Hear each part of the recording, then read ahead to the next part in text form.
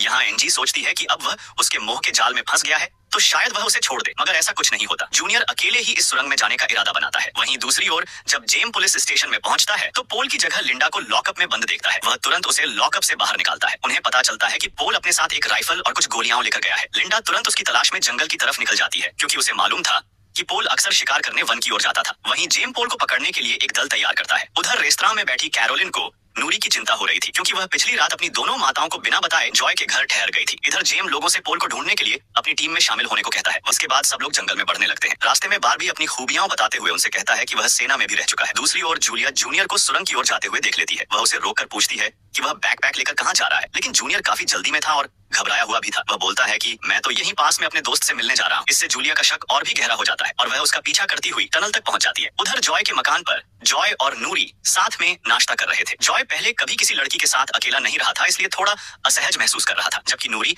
आत्मविश्वासी थी और बातचीत में भी फुर्तीली थी। तभी बेन और दो लड़कियां अपने साथ लेकर उसके घर पहुंच जाते हैं, जिन्हें फोन चार्ज करना था। उन्हें प्रभावित करने के लिए बेन को जनरेटर चलाना था, जिसके लिए जॉय मजबूरी में अनुमति दे देता है क्योंकि इस नगर में जनरेटर एक बहुत काम की चीज थी और इस तरह इसका दुरुपयोग करना उसे ठीक नहीं लगता था। उधर जंगल में हम देखते हैं कि खोज दल पोल को ढूंढ लेता है, लेकिन उसी वक्त पोल एक लड़के की टांग में गोली मार देता है। दूसरा लड़का भी उसे संभालने के लिए वहीं रुक जाता है, जबकि जेम और बारबी पोल के पीछे दौड़ते हैं। दूसरी तरफ जूनियर सुरंग के अंतिम छोर पर पहुंच जाता है।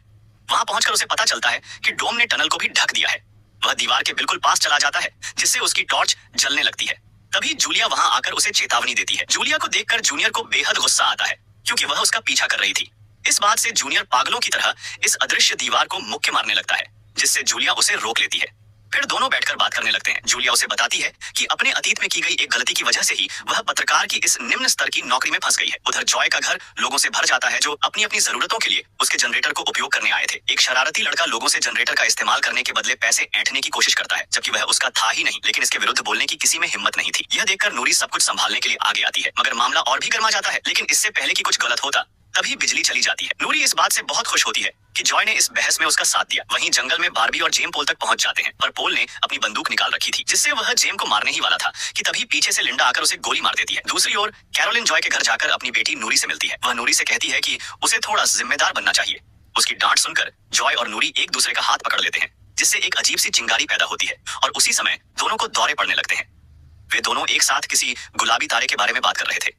उधर जूनियर शेल्टर में एंजी के पास पहुंचता है, लेकिन इस बार उसके हाथ में प्राथमिक उपचार किट थी। एंजी उसके घावों पर मरहम पट्टी करती है और धीरे से कैंची अपने पास रख लेती है। वहीं हम देखते हैं कि जूलिया और बारबी दिन भर की थकान के बाद वापस घर लौटते हैं, लेकिन जूलिया जूनियर की बातें सुनने के बाद से ही बारबी पर शक करने लगी थी और जब बारबी नहाने जाता है तो जूलिया उसका सामान टटोलने लगती है।